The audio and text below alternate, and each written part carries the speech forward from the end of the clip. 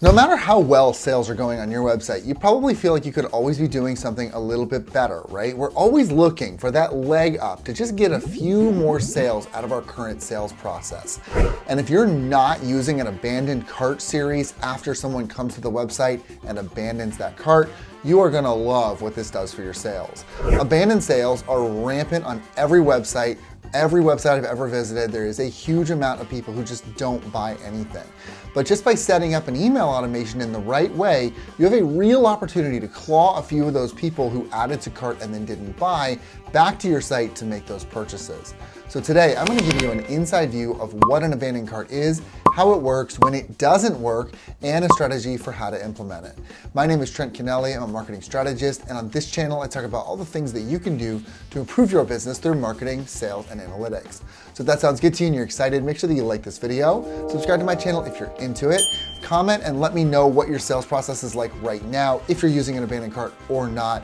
I can probably find a way to improve that and just tweak it a little bit to get even a little bit more sales out of it, no matter which way you turn. But until then, let's get started. All right, let's go through some basics first. So an abandoned cart is designed to capture people who came to your page and didn't make a purchase. But more specifically than that, it's meant to initiate when someone starts a purchase but doesn't actually finish it. So we're talking about adding something to cart, going to the checkout page, that sort of thing. If they don't actually finalize that purchase, we should be initiating an abandoned cart series. This is a really, really important group to capture because the average cart abandonment rate is over 70% on desktop and over 85% on mobile. So let's just do some quick math here. Let's assume that you have 1,000 people looking at your product. If you get the average add to cart rate across all industries, about 11%, that means that 110 people have added your product to their cart.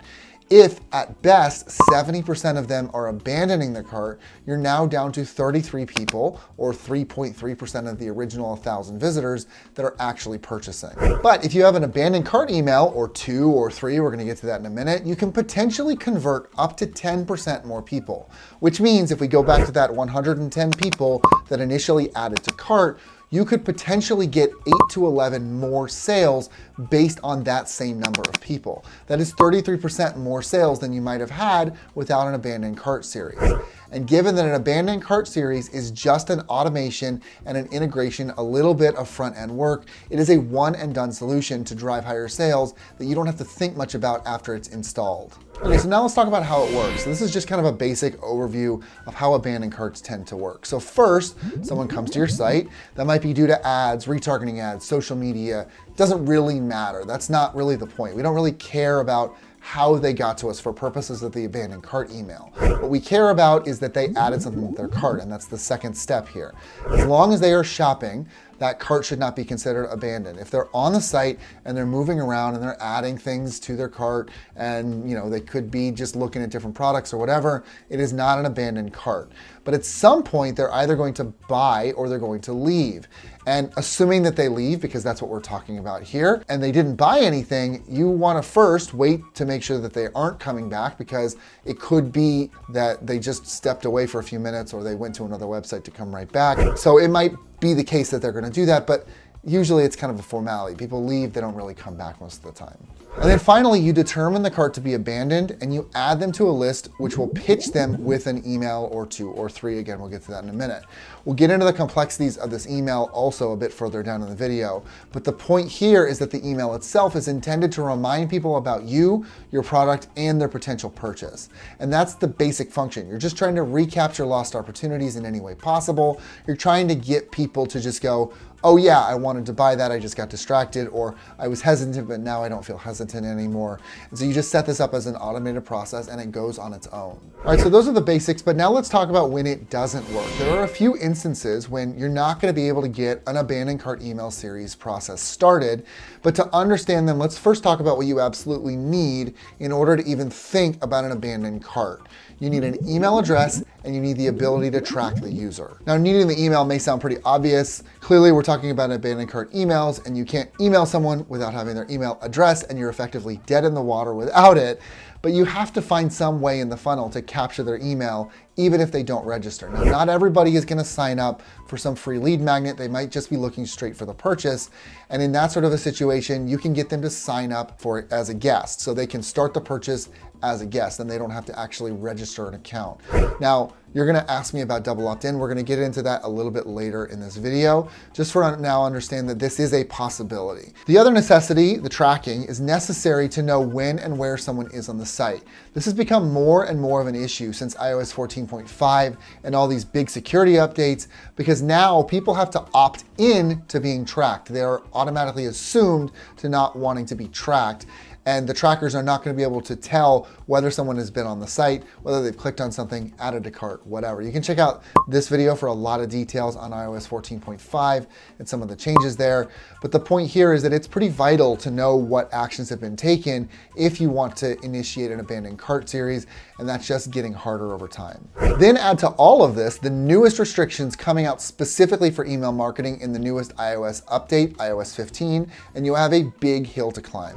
Here's the basic summary of iOS 15 changes. Users can mask their IP address and block third-party trackers in their emails.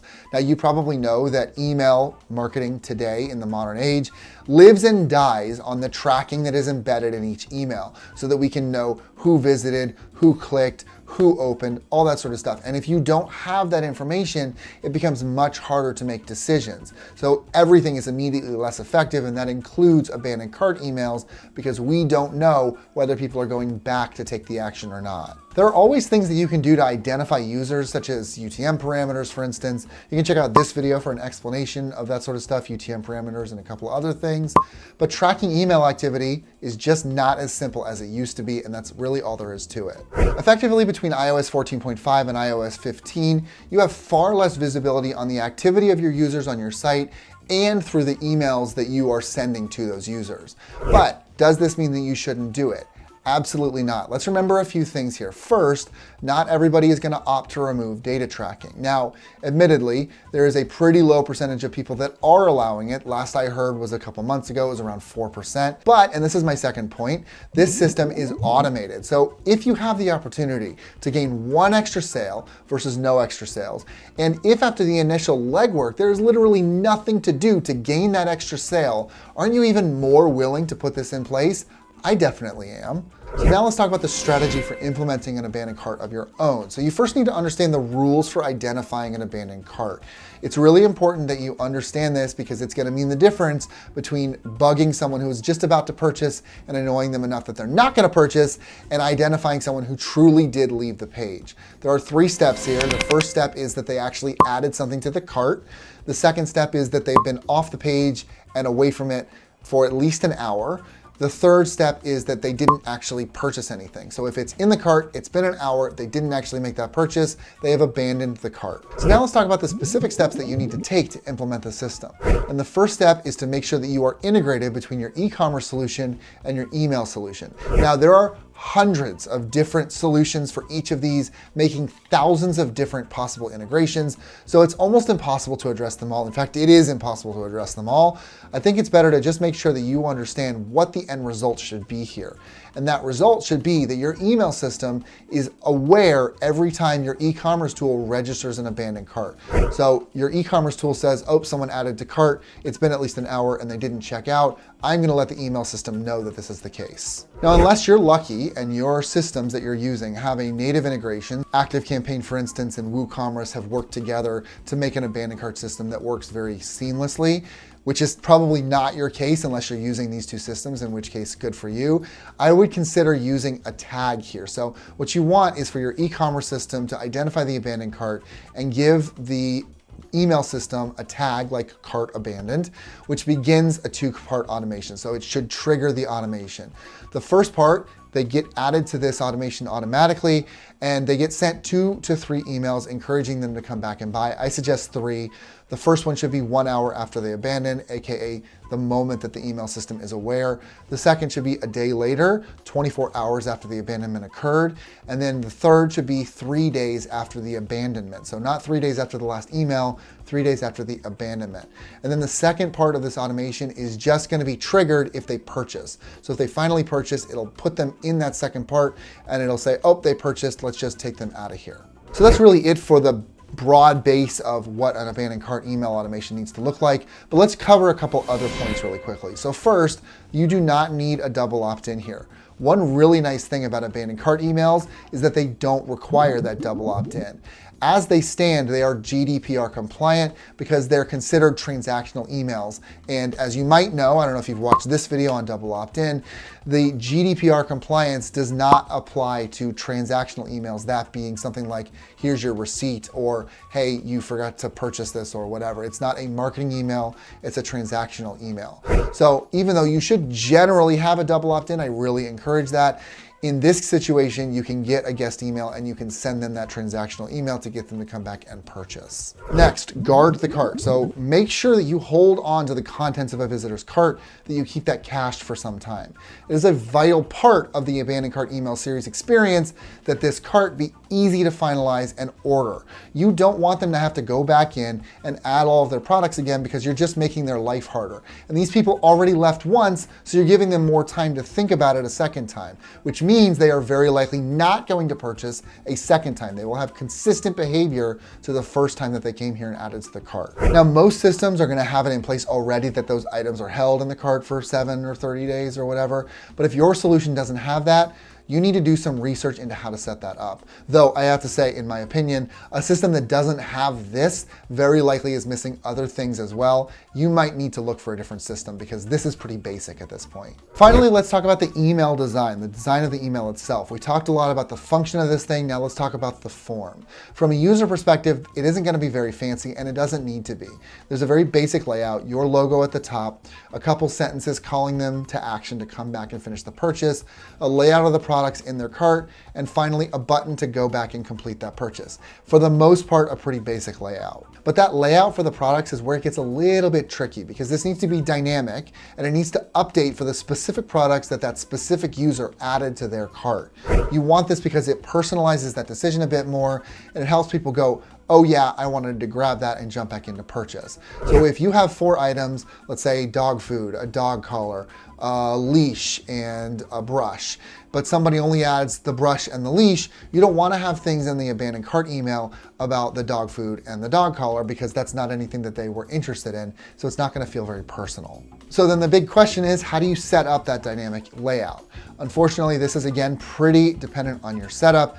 If you're using ActiveCampaign in either WooCommerce or Shopify, it's basically automatic, which is great.